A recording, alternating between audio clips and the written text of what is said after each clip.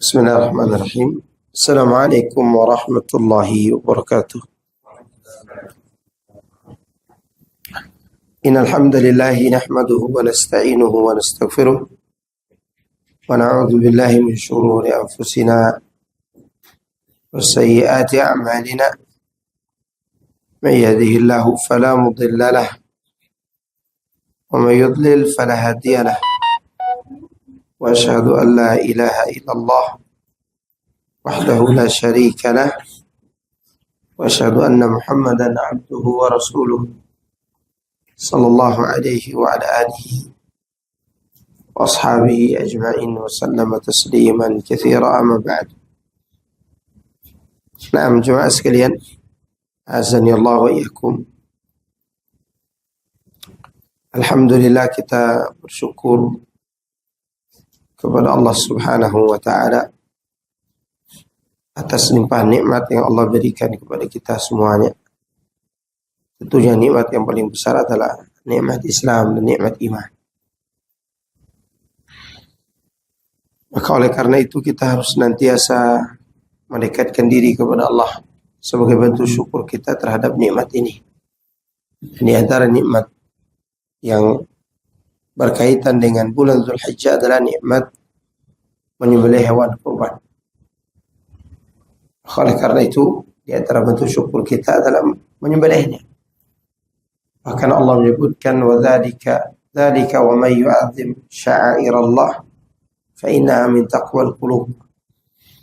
Yang demikian itu barang siapa yang mengagungkan syiar-syiar Allah, maka itu bagian dari ketakwaan hati. Di antara syiar Allah itu adalah apa? Idul Adha dan kurban di tanggal 10, 11, 12, dan 13. Ya.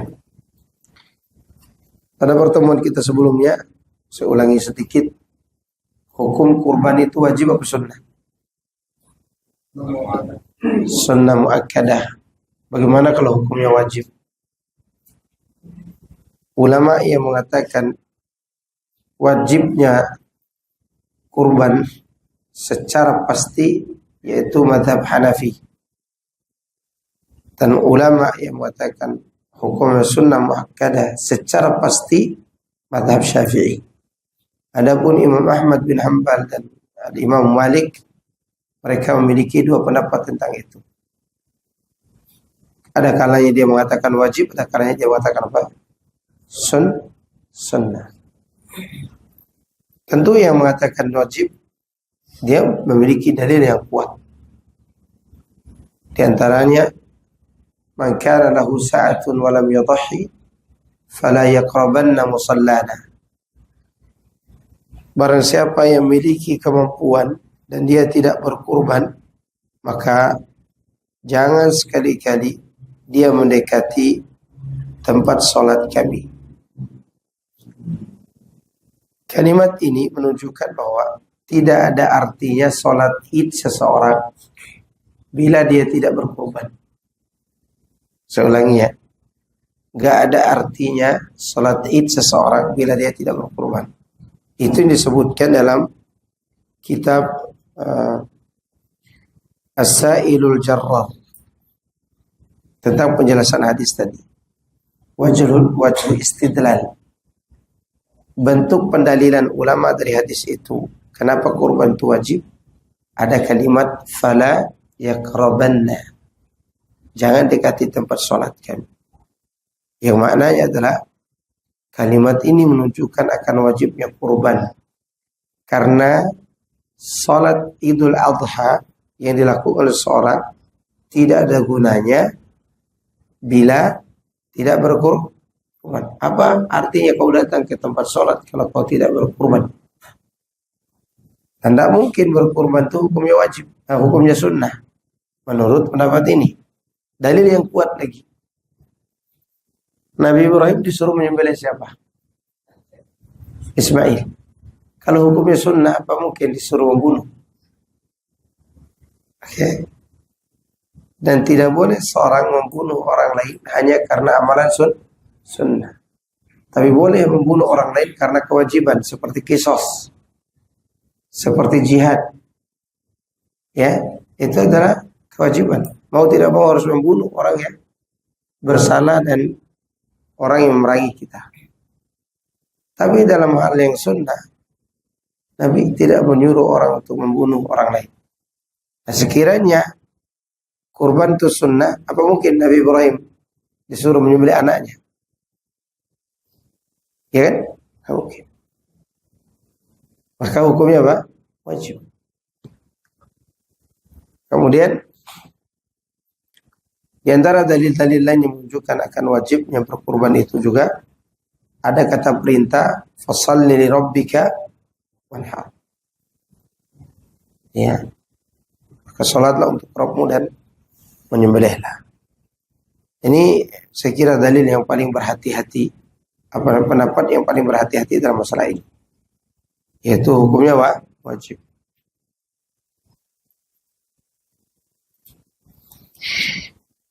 Kemudian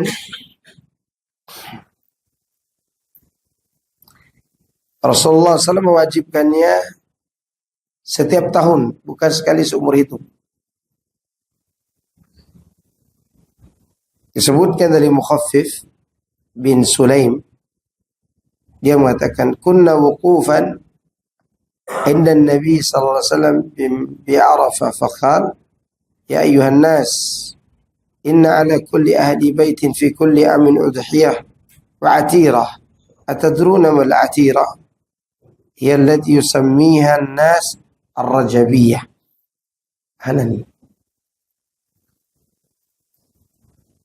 Ahlan, Pak Ujang duduk di sini. Sebelah sini. Anak tadi dengar antum lagi tidak enak badan. Ya, syafakallah. Ya.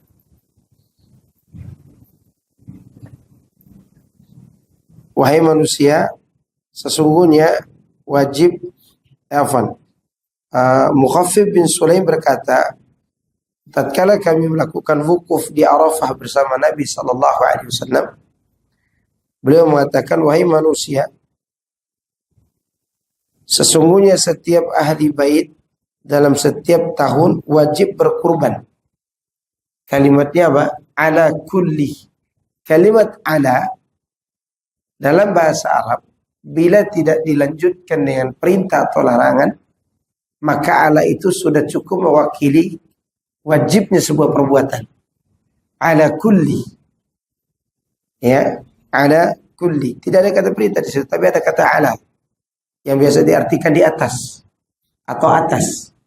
Tapi di sini artinya wajib atas setiap ahlul bait setiap tahun untuk melakukan kurban, dan juga atirah. Atirah itu artinya, para sahabat bertanya, Rasulullah SAW berkata, atadruna mal atirah? Kalian tahu gak atirah itu apa? Mereka menjawab tidak tahu. Kemudian Rasulullah SAW menjelaskan, hiya allati yusammuha an-nas ar-rajabiyah, yaitu menyembelih binatang pada saat bulan Rajab. Dan itu dulu pernah ada. Nah, yang tersisa tinggal kurban. Adapun atirah, menyembelih hewan kurban di bulan Rajab, sudah dihapus kewajibannya. Sudah tidak ada lagi. Ya, ini mansuh. Sedangkan kurban masih tetap ada. Mana dalil yang menghilangkan Rajabiyah itu atirah? La far'a wa la atirah. Tidak ada penyembelihan untuk mencari keberkahan, maksudnya tawasul kepada tempat-tempat tertentu, dan tidak ada pula penyembelihan di bulan Rajab. Dulu ada, kemudian dihapus.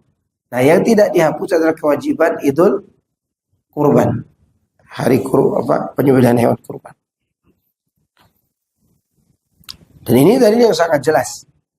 Kata Nabi, wa ala kulli ahli baitin, wajib atas setiap anggota keluarga. Maksudnya ahli bait di sini kepala keluarga berkurban. Kita sudah menjelaskan tentang binatang kurbannya, hewannya juga sudah disebutkan, kambing. Nah, pertanyaan begini, ikhwan, apa yang dilarang bagi orang yang berkurban? Apa yang dilarang? potong kuku, cukur bulu, apa aja, mau kumis, mau apa, mau rambut, dilarang. Oke. Larangan itu untuk siapa? Untuk kepala keluarga atau untuk anak-anak dan istri juga? Kepala keluarga. Kepala keluarga apa istri anaknya? Kepala keluarga saja. Ahsan. Baik. Berapa umur binatangnya?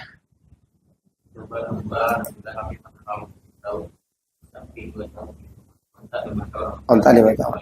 Oke. Kita tidak bahas onta ya. Karena saya kira Ragunan tidak menjual onta yang ada dalam. Ya. Ini mengenai hewannya. Boleh nggak kita berkurban? Waalaikumsalam. Boleh nggak kita berkurban dengan hewan lain yang lebih bagus daripada 4 jenis hewan tadi? Hah? Sebentar, anak di telepon. Baik. Kita lanjut ya. Jadi sampai di mana tadi? Motong kuku sama rambut. Siapa yang menahan itu? Kepala keluarga. Pertanyaannya adalah, bila anak laki-laki sudah balik dan dia mempunyai kemampuan untuk berkorban dan dia bisa cari nafkah sendiri, apakah dia termasuk wajib berkorban? Menurut kaidah yang berlaku tentang anak laki-laki dan anak perempuan itu selama belum menikah, dia masih di bawah tanggungan siapa? Orang tua. Tapi anak laki-laki kalau dia sudah balik dan bisa mencari nafkah sendiri, bisa saja ketika dia memiliki kemampuan, dia pun wajib untuk berkorban. Ya, karena anak laki-laki dan perempuan itu berbeda. Kecuali kalau dia masih dalam tanggungan orang tua. Jelas? Pertanyaan kedua, bagaimana kalau yang bekerja itu istri, sedangkan suami tidak punya penghasilan?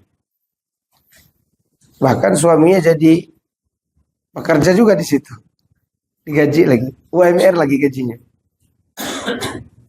Ya. Dan dia mungkin banyak tanggungan, bayar anak sekolah, nafkahi istrinya yang kaya raya itu, ya kan bisa kan? Wajib juga dia nafkahi istrinya. Habisnya duit setiap bulan, nggak ada kemampuan untuk berkorban. Tapi istrinya memberi dia uang, membelikan hewan buat dia agar dia berkorban. Boleh nggak itu? Boleh nggak? Boleh. Berarti istrinya membantu suaminya untuk mendekatkan diri kepada Allah.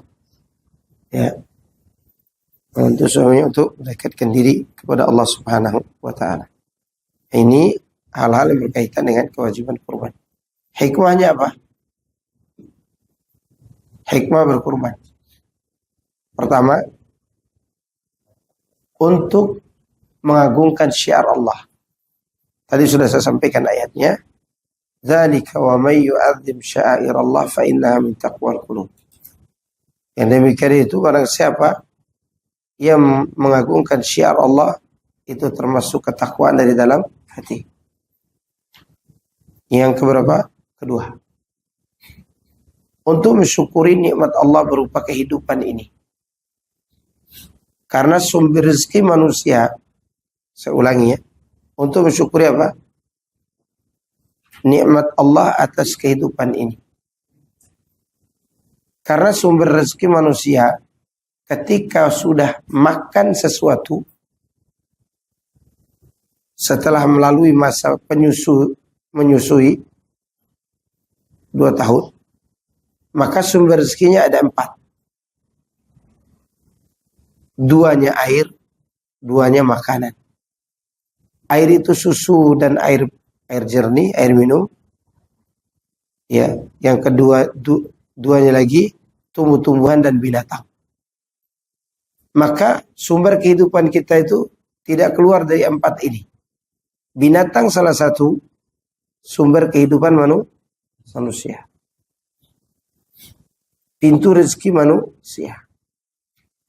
Coba antum renungkan kembali. Waktu di perut ibu kita, berapa sumber rezeki kita? Satu. Apa itu? Tali pusar. Begitu keluar diputus. Diputus itu jadi berapa? 2 air susu ibu. Begitu putus menyusui, berubah menjadi berapa? 4. Salah satu dari 4 itu binatang. Binatang itu ada yang laut, ada yang darat. Nah, untuk mensyukuri nikmat ini, diantaranya dengan cara menyembelih hewan kurban setiap sekali setahun. Hikmah yang ketiga, untuk mengingat kembali sunnahnya Nabi Ibrahim alaihissalam. Perbuatan Nabi Ibrahim. Iya. Kemudian yang keempat, untuk melatih kesabaran. Kenapa melatih kesabaran? Karena kita disuruh berjuang melawan satu sifat dalam diri kita namanya bakhil. Apa sifat itu? Bakhil. Dan untuk melawannya sulit. Maka kita harus sabar melawan itu. Antum kira bakhil itu mudah? Contoh, saya sering contohkan. Ada orang bisa beli helm 6 juta. Sama intercomnya 3 juta loh. Yang talq itu. 3 juta, 2 juta setengah second. Helmnya 6 juta.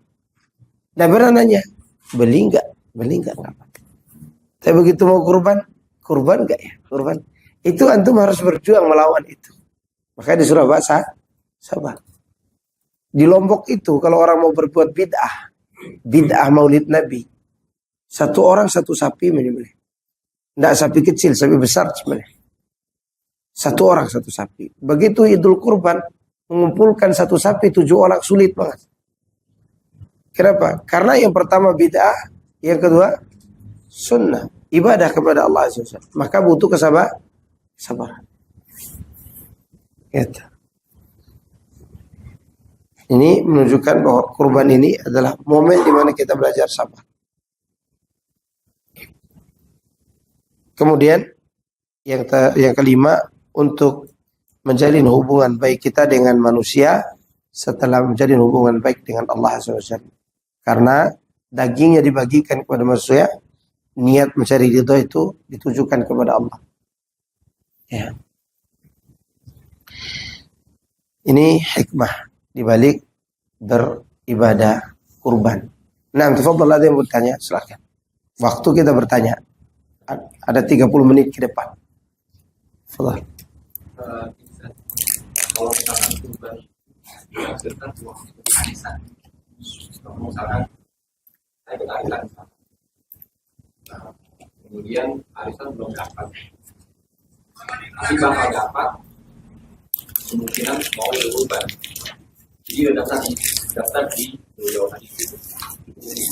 Tidak apa-apa, tidak masalah. Bahkan sekiranya tidak jadi dapat, antum dapat pahala. Man hamma bihasanatin falam ya'malha katabaha Allahu hasanatan kamilah. Siapa yang berkeinginan melakukan sebuah kebaikan tapi tidak jadi karena ada sebab, maka dituliskan baginya pahala yang sempurna. Wa in hamma biha fa'amilaha katabaha Allahu asyra hasanati ila 700 dhifin ila dhafin katsirah. Seandainya dia mampu melaksanakan apa yang diniatkan itu, maka Allah catat 10 kebaikan sampai 700 kali lipat, sampai lipatan yang banyak. Jelas? Ada lagi. Pertanyaan anak, bagaimana hukumnya berhutang untuk berkurban? Boleh atau tidak? Syaratnya apa? Ada kemampuan untuk membayar. Berarti dia punya planning ke depan bisa membayar. Misalnya gaji keluar tanggal 1, kurban tanggal 26. Maka dia boleh berhutang karena ada gaji tanggal 1 nanti. Tapi kalau dia tidak berhutang pada saat itu, maka tidak ada kewajiban juga dia untuk berkurban. Tapi ada sebagian orang bukan mencari alasan tidak berkurban, tapi mencari alasan bagaimana dia bisa berkurban. Ada sebagian orang seperti ini. Maka muncul pertanyaan, boleh enggak? Kalimatnya boleh, bukan wajib. Boleh, silahkan. Boleh. Sebagian orang beralasan demikian. Justru dia cari alasan untuk apa? Berkurban. Banyak ibadah yang orang-orang cari alasan untuk itu, termasuk berkurban ini. Maka pertanyaannya boleh atau tidak? Boleh. Tapi kalau dia terengah-engah untuk membayarnya, maka tidak boleh. Tidak boleh dia berhutang. Nah, ada lagi. Nah, yang ini dulu. Kita posisi berhutang, saya hutang misalnya sama si A, terus saya berhutang, tapi uang itu Bayar hutang. Bayar hutang. Karena wajib bayar hutang itu tidak ada perselisihan para ulama. Sedangkan wajib berkurban ini adalah sebuah terjadi perselisihan. Bayar hutang itu lebih wajib.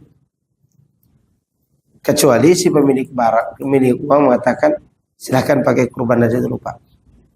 Kalau dia katakan demikian, kurban dah. Tapi kalau dia katakan bayar hutang dulu, antum bayar. Bayar. Orang itu kadang menagih hutang bukan karena dia butuh, tapi dia mau menyelamatkan kita dari jeratan hutang. Banyak orang berpikir misalnya hutang sama akhi Opik, bisa 10 juta. Anak berpikir dia tidak butuh uang 10 juta itu. Betul dia tidak butuh uang 10 juta. Tapi saya butuh keluar dari hutang itu. Paham kan? Kadang orang menagih hutang kepada kita bukan karena dia butuh uang. Tapi memang dia menagih haknya. Kedua, dia ingin menyelamatkan kita dari apa? Dari jeratan hutang. Jelas? Iya. Yang ini dulu. Ini. Untuk hukum hewan yang dikorbankan datang dari perusahaan gitu. Itu punya korban atau bagaimana? Perusahaan. Ya. Perusahaan itu individu atau perusahaan? Perusahaan. Dia jatuhnya sedekah. Iya kan? Tidak tahu siapa yang korban. Tidak tahu. Anggap saja sedekah. Jadi nggak dianggap korban gitu. Iya gimana? Mau anggap siapa yang berkorban? Susah menganggap. Apalagi datang dari partai politik. Iya.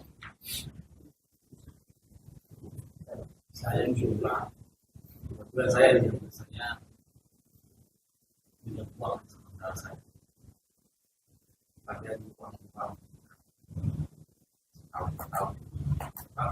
ya ada dari sampai kurban dari hasil uang itu juga Tidak apa-apa. Apa masalah? Kan sudah diridhoi sama abang itu. karena yang tadi saya bilang itu apa yang karena posisi saya berutang ini gitu kan Enggak. tidak masalah. Iya. Apalagi dia mengatakan, udah simpan aja uang saya di situ sebagai nabungan. Kemudian untuk dapat hasil dari situ sebagai modal. Dan sudah dapat izin dari dia untuk jadi modalnya. Itu bagus. Itu suatu kebaikan bagi dia dan juga kebaikan buat antum. Jarang ada orang kayak gitu. Iya, betul. Itu tuh. Bisa kita memberikan orang tua terus kita yang membutuhkan soalnya ada yang Ulang. bisa kita memberikan orang tua nah kita yang memberi orang tua itu apa cukup kita niatkan atau Orang tuanya masih hidup. Iya, diberitahu orang tua ini hewan bapak ya. Udah. Doa khusus buat dia. Allahumma hada'an. Orang tua itu namanya siapa? Misalnya Muhammad. Allahumma hada'an Muhammad. Wa ahli baitihi. Iya. Setelah membaca Bismillahi Allahu Akbar. Kemudian antum baca doa untuk diri antum sendiri. Untuk keluarga antum. Untuk istri dan anak juga. Ya. Ada lagi. mana lebih afdol menggunakan kaki Antum hadir pekan lalu. hadir Oh berarti tidak dijelaskan sama Ana ya? Oh berarti tadi malam itu Ana bahas di Jakarta. Ana ingatnya udah dibahas. Tadi malam dibahas itu. Oke. Eh, para ulama bersilang pendapat. Tapi kalau korbannya itu satu orang satu sapi dengan satu orang satu kambing, maka lebih afdal satu orang satu sapi. Bagaimana dengan Nabi setiap tahun sembelih kambing dan sembelih sapi atau unta? Jika sekali lagi perkataan Nabi dan perbuatannya ada kelihatan berselisih. Nabi mengatakan siapa yang datang Jumat pertama kali seperti kurban unta, yang datang waktu kedua seperti sapi, ketiga kambing dan seterusnya. Secara lafaz ini menunjukkan lebih utama mana? Unta, sapi atau kambing. Itu dari atas. Namun ini untuk perbandingan satu orang satu sapi, satu orang satu kambing. Tayyib. Nah, itu yang ini. Bagaimana kalau satu kambing satu orang dengan satu sapi untuk 7 orang? Mana yang lebih utama? Sebagian mengatakan masih lebih utama yang besar. Kenapa? Karena dalil dalam surah Al-Kautsar disebutkan fasalli li rabbika wanhar.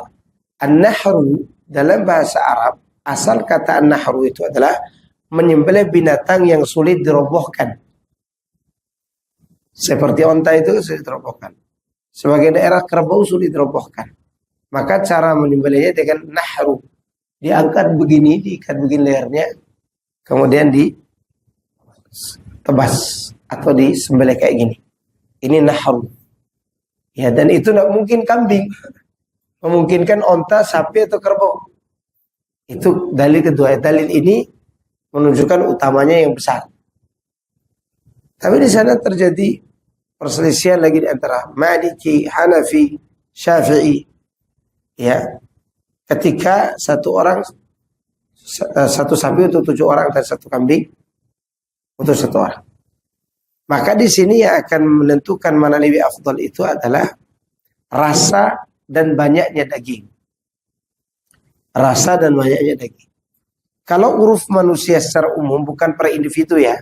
Misalnya dalam satu kampung itu 5 orang mengatakan kambing lebih enak. Nah ini belum bisa ditentukan.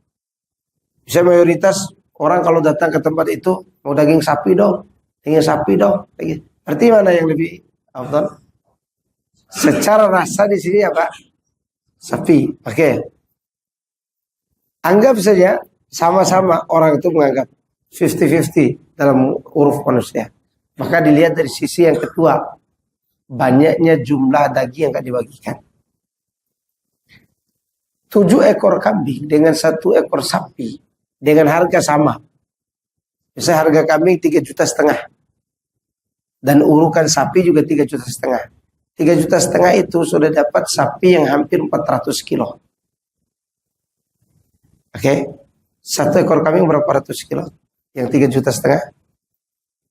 30 atau 40 kilo. Gabung jadi berapa itu? Tidak bisa menyaingi. Kedua, banyaknya daging sapi itu karena sedikit tulang. Sedangkan kambing banyak tulang. 7 ekor. Maka dari sisi itu, sebagian orang mengatakan bahwa yang lebih afdal yang lebih besar. Yang afdal lebih apa? Besar. Ya. Tetapi kalau memang ada yang suka kambing, dia sembelih kambing, berarti dia ikuti Rasulullah SAW karena beliau suka kambing. Kenapa beliau lakukan itu? Karena beliau suka kambing. Tapi secara lafaz yang besar apa yang kecil? Besar. Jelas? Oke, sangat jelas sebenarnya itu. Tapi para ulama saking pentingnya masalah ini, padahal dia cuma masalah afdal atau tidak kan. Mereka bahas panjang lebar. Itu menunjukkan bahasa agama itu bukan hal sepele. Bukan hal yang sepele. Mereka tidak tidur semalam suntuk, kita enak aja tinggal langsung ambil ilmunya. Silakan ada lagi. Kalau hati yang jualan itu, bahkan orang lain yang motong, apakah saya boleh berdoa sesuanya dan ya Allah terima kasih dan keluarga. Boleh dengan niat dalam hati. Boleh. Boleh, tidak masalah. Tapi kalau orang yang menyembelih itu dia mengerti, maka dia akan mengatakan begini. Ya, sebut dulu nama itu, sebuah yang kata Allahumma hadza an fulan an fulan an fulan an fulan an fulan. Kemudian terakhir disebutkan wa an kulli ahli baitin minhum. Wa an kulli, dan untuk setiap keluarga mereka semua. Langsung dikatakan dengan satu kata. Maka oleh karena itu kalau bisa orang yang menyembelih bisa bahasa Arab. Pak Ujang lah. yang belajar bahasa Arab itu. Wa an kulli ahli baitin minhum. Dan dari setiap ahli keluarga mereka. Oke. Baik, ada lagi? Ini yang ini. Kalau misalnya anak rumah kita nih, pertama kita Ahsan, tabarakallah fikum. Bila uang itu ada di saat hari tanggal 1 Dzulhijjah sampai hari tasyrik, maka utamakan kurban. Tapi kalau uang itu ada sebelum itu, bila bulan Syawal misalnya, antum pakai akikah lebih utama. Jelas? Nah, itu pendapat yang paling dekat pada kebenaran. Perincian para ulama tentang itu. Ada lagi?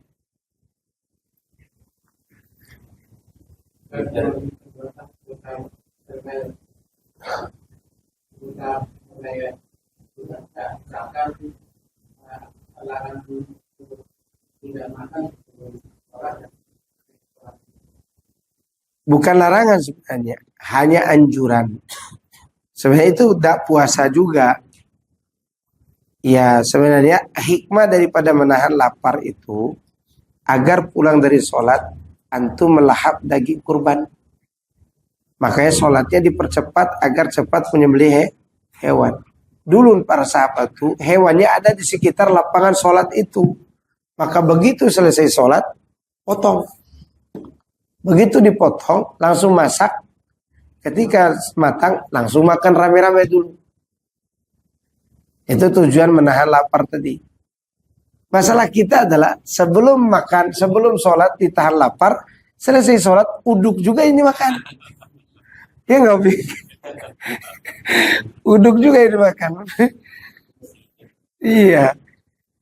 Tujuan orang menahan itu, hikmahnya adalah agar kita makan hewan kurban. Makanya dipercepat sholat kan. Ya, itu masalahnya. Tidak masalah juga. Mudah-mudahan dapat pahala juga dengan mengikuti itu. Cuman kan apa yang menjadi hikmah utamanya, kadang kita belum mencapai itu. Ya. Mudah-mudahan kita bisa praktekkan. Ya, sholat idnya di sini. Hewan sudah di samping. Udah diniatkan mana yang disembelih duluan kemudian diguling. Itu yang dimakan. Sambil kita bekerja mengurus daging kurban itu. Ya. Jelas. Tapi jangan niatkan untuk panitia aja. Kalau lewat anak-anak suruh makan. Supaya tidak niat buat siapa? Panitia aja. Nanti jatuhnya upah lagi. Ya, karena itu untuk makan. Jelas. Mana tadi yang mau nanya? Kalau panitia itu kita sebelum yang kita bagaimana? Nggak apa-apa. Memang itu hak dia. Hak dia. Hak dia meminta uang sembelihan. Maka untuk mengantisipasi itu, ketika mengumpulkan uang, usahakan langsung dengan uang, all in dengan apa? Dengan uang penyembelihan. Gak boleh minta daging kurban sebagai upah. Saya nih panitia nih, yang tukang jagal, saya minta kepalanya ya. Harus. Berarti upah jadinya kan? Upah, gak boleh. Gak boleh jadi apa? Upah. Yang seharusnya kita lakukan adalah memberi uang. Beri uang. Ya, syukur-syukur kalau diminta sama panitia kepada kita 50.000 atau 100.000. Satu orang. Saya satu orang Berarti berarti satu sapi berapa? 700. 700. Di musola ada itu 1.050.000 satu sapi. Karena bayar satpam, bayar pembersih, bayar ini itu satpam pun dibayar. Kenapa bayar satpam? Jagain sapi malam-malam tuh. Gitu. Misalkan gini, kita kurban di area tertentu ini maksudnya lahan kosong kemudian kita pakai. Nah, di pemilik lahan ini boleh nggak kalau misalkan nanti jatah kurban ini kita kasih 2 atau 3? Terserah. Yang penting jangan niat untuk menyewa lahan. Jadi pembagian hewan itu terserah sebenarnya. Tidak ada ketentuan harus sepertiga, harus setengah kilo atau 2 kilo. Misalnya mau menghadiahkan ke dia paha 1 ekor. Lebih enggak dari 1 kilo itu? Lebih. Jadi hewan kurban itu ada yang dimakan oleh kita, ada yang dihadiahkan, ada yang disedekahkan. Kalau dimakan oleh kita berarti kita ambil hak kita. Kalau dihadiahkan berarti dia tidak ditentukan apakah dia kaya, miskin, atau tetangga kita ada yang non muslim dikasih sedikit dia. Itu namanya hadiah. Dikasih ke fukara berarti dia sedekah. Ya kan? Nah, penentuannya bagaimana? Belum ada ketentuan tertentu. Terserah. Maka disinilah kita akan praktekkan innamal a'malu binniyat. Kita memberi niat kita apa nih? Untuk bayar tempat. Berarti kita mau jual beli dong. Nah, di sini antum, makanya para ulama memasukkan kurban ini dalam kitab seperti Imam Nawawi memasukkan ibadah kurban ini dalil berkaitan dengannya dimasukkan oleh beliau dalam kitabun niyah dan keikhlasan di Riyadhus Shalihin. Coba antum lihat. La yanalallaha luhumuha wala dima'uha walakin yanaluhu taqwa minkum. Nah, sampai kepada Allah daging dan darahnya, tapi yang sampai ketakwaan dari hati kalian. Ini dibawakan Imam Nawawi di mana?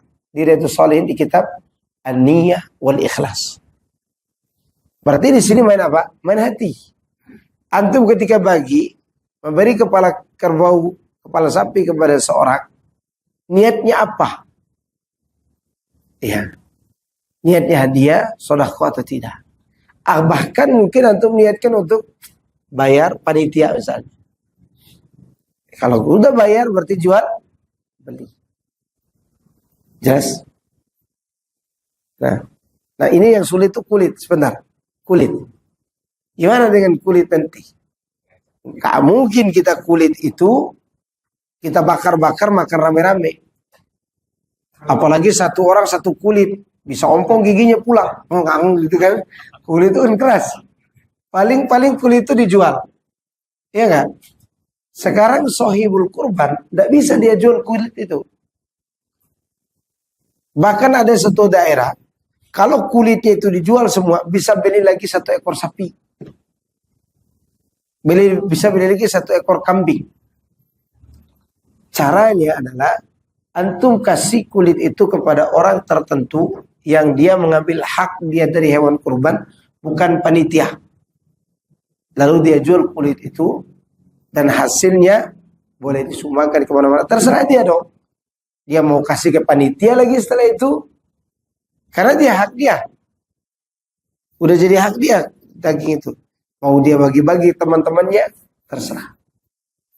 Atau dia tidak mau karena dia memang pelit gitu. Ya udah diambil sendiri. Ya hak dia memang. Gitu.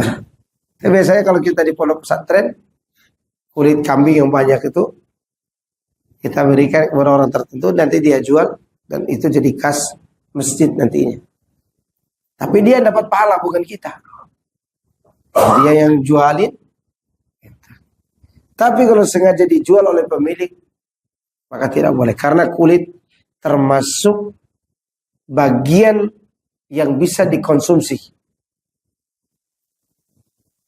Ya. Mana yang boleh dijual? Yaitu bagian yang tidak bisa dikonsumsi. Tanduk misalnya.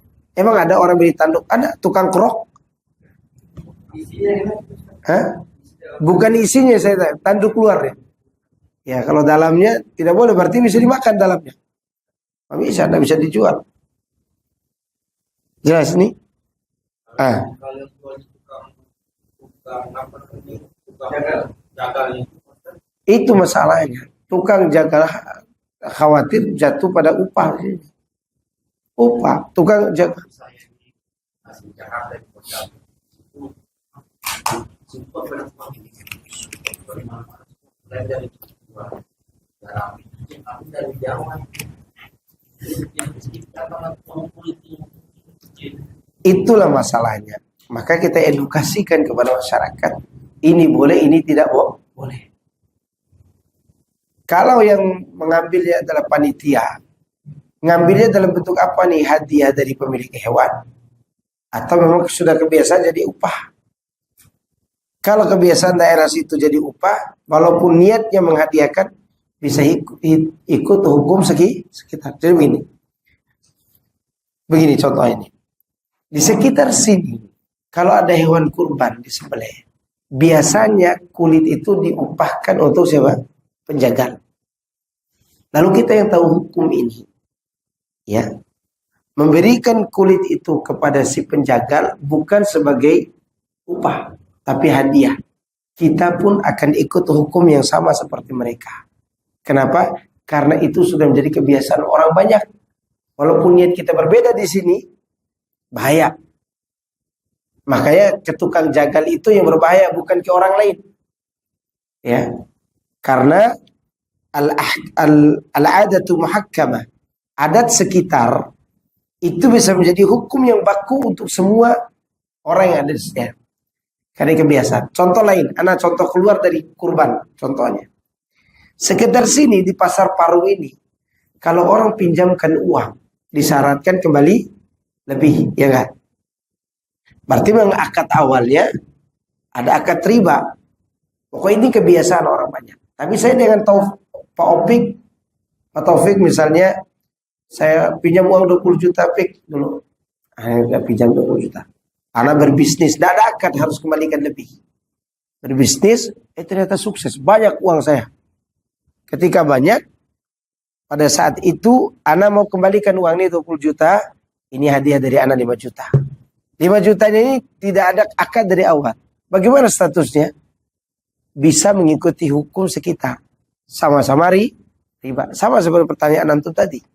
Kalau hukum sekitar ini orang sudah biasa menjadikan kulit sebagai upah buat tukang jagal, maka kita tidak boleh walaupun niatnya hadiah.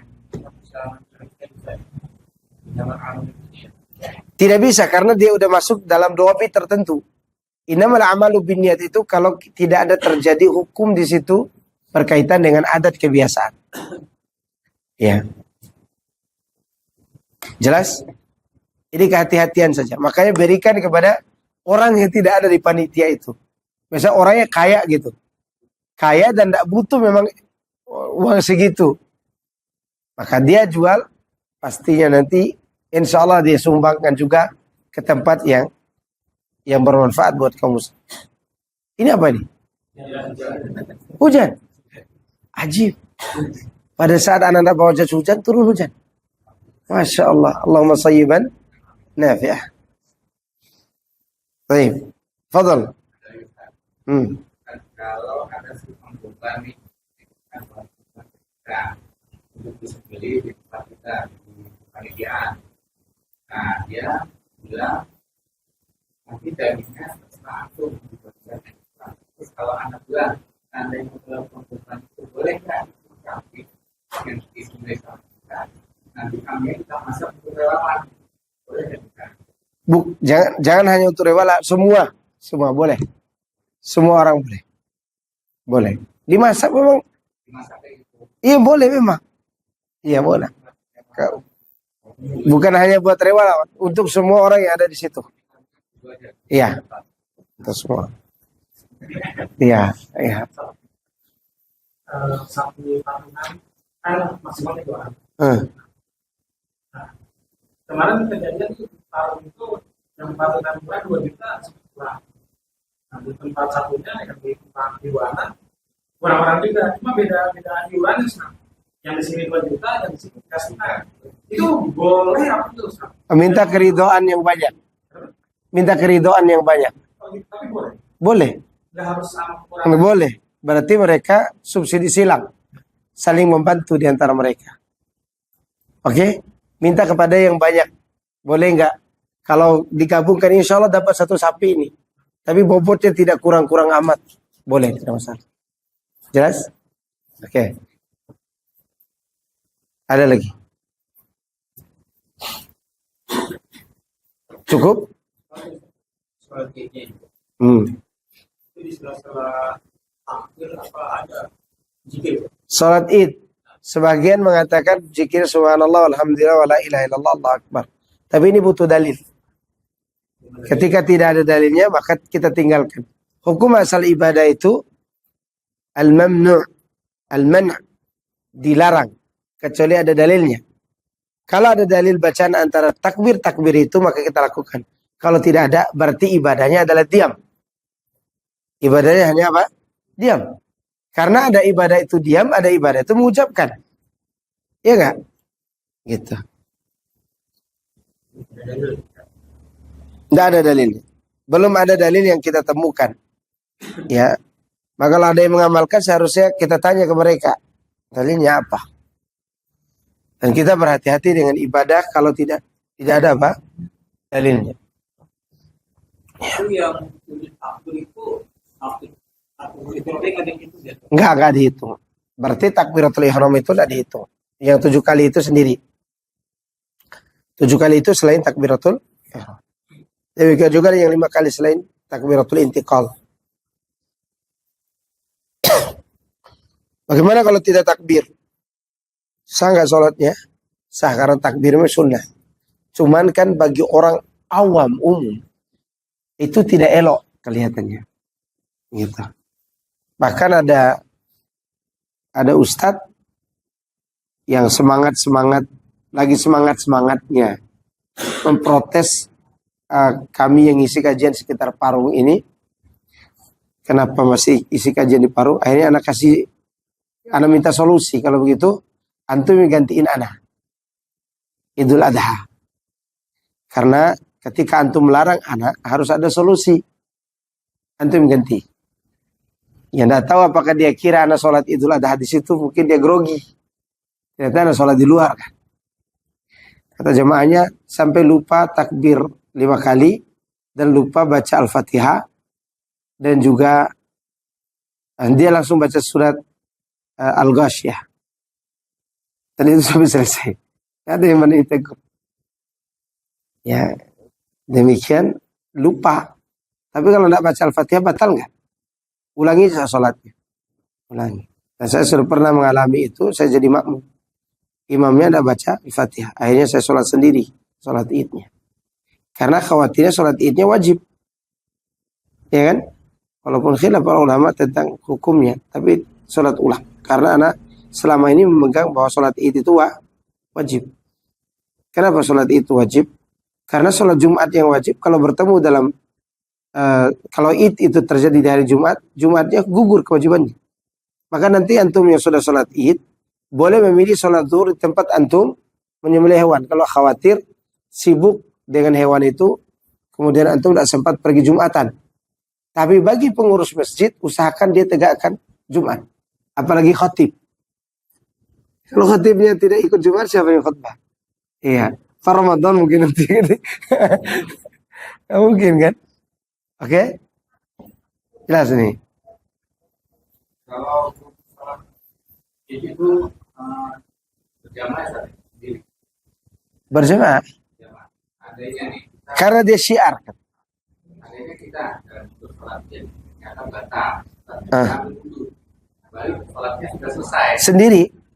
Sholat sendiri. Sholat sendiri. Yang wajib itu sholatnya sih. Oke? Nah, ini udah puas antum anak kasih pertanyaan. Soalnya tadi waktu Opik datang ke sana belum puas bertanya. Sekarang nanya. Ya, mudah-mudahan Allah memberikan kita ilmu yang bermanfaat. Semoga amal ibadah kita diterima oleh Allah Subhanahu wa taala. Semoga kurban kita tahun ini menjadi sumber kesyukuran kita kepada Allah atas nikmat ibadah ini, yang membuat kita pun mendapat nikmat yang lebih besar dari itu bisa pergi menyembelih hewan di tanah Mekah. Artinya bisa pergi haji. Tidak ada yang tidak mungkin. Gak ada yang tidak mungkin. Jangan tuh berpikir nak punya uang Pak Ustadz, Pak Ujang mikir karena umur sudah tua. Gak ada pikiran itu. Yang ada adalah bagi Allah semuanya mudah. Kalau Allah mau mengundang kita, diundang. Ya. Banyak orang berpikir di tanggal 1 Dzulhijjah saya tidak bisa berkurban. Tidak lama kemudian di tanggal 5, tanggal 6 dia ketemu uang 20 juta. Yang dia taruh di bawah bantal selama ini. Ternyata dia lupa, untung tidak ketemu istrinya. Ada orang kayak gitu. Dan Anda pernah ngalamin loh. Waktu Anda dagang kambing dulu, Anda tidak tahu cara bikin ATM. Anda tuh biasa taruh uang di bawah, di bawah farlak itu kan. Itu farlak itu ada taruh uang di situ. Ya dulu Anda pernah janji sama istri Anda mau beli emas buat dia. Tapi Anda punya uang. Waktu nikah Anda punya uang, cuma beli 2 gram. Itu ada taruh dulu di bawah tuh, sampai banyak uang tuh. Anda lupa uang itu. Ketemu sama siapa? Ketemu juga sama istri. Lagi nyapu-nyapu, kok tebal di sini. Begitu dia buka uang semua di bawahnya itu. Uang semua. Nah, mungkin antum ada yang lupa uangnya, coba cari di bawah bantal. Tadi kejadian. Iya. Nggak ada yang tahu. Nggak ada yang tahu. Lupa. Lupa kebak.